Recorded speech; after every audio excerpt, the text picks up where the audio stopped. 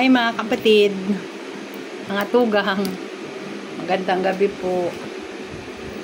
Ito ang aking naisipang ulamin dahil sa sobrang mahal ng isda.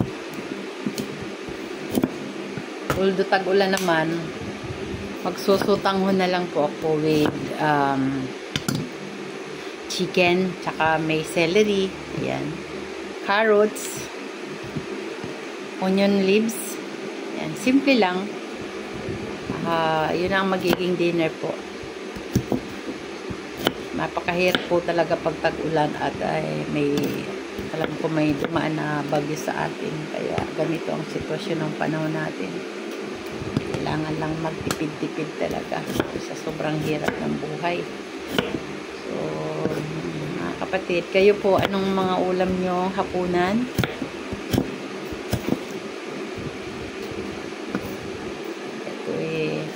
Bumastos lang ako dito po ng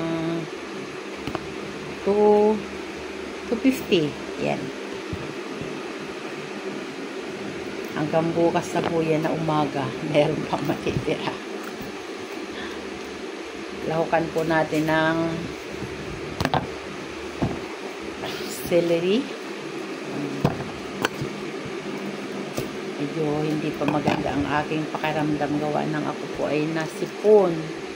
Naman ako ng trangkaso, tapos yun, yung nag-trigger na naman yung aking pneumonia. So medyo konting pahinga-hinga muna tayo. So ito ang ganda po ng na celery. Alam niyo ba, celery is pambababa po ito ng creatinine. Mas maganda po biniblend ito. Inumin niyo po, gawin yung tea. So, dahil nga sa aking naging sakit, naging diabetic ako, then high cholesterol, na ang side effect pala nung high cholesterol, kaya sumasakit yung dibdib ko. Gawa nung hindi na nagma-malfunction na yung ugat, nagbabara na po. So, mahirap yung mahilig po sa maalat at oily. Medyo bawas-bawasan po natin talaga dahil lalo na pag nagkakaedad na tayo. So, yan. Ingat po tayo. Lalo na po ako. Dalawa pa lang ang apo ko. So, gusto ko makita ko rin silang maayos ang paglaki. Yan, habang medyo iniiwasan po natin. Kailangan natin yung healthy lifestyle.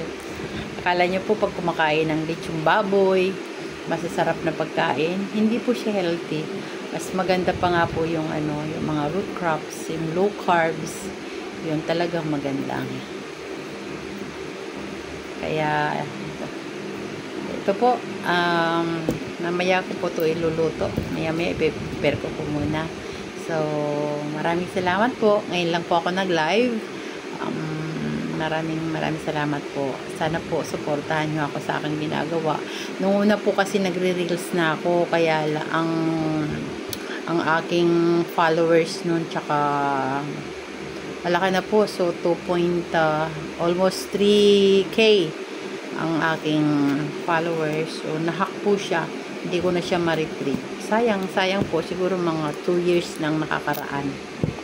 So, ngayon, napag-isipan ko na back to mag-reels, although wala naman pong mawawala. Di ba po? So, thank you. Thank you po sa mga nagsusuporta sa akin. Maraming salamat po.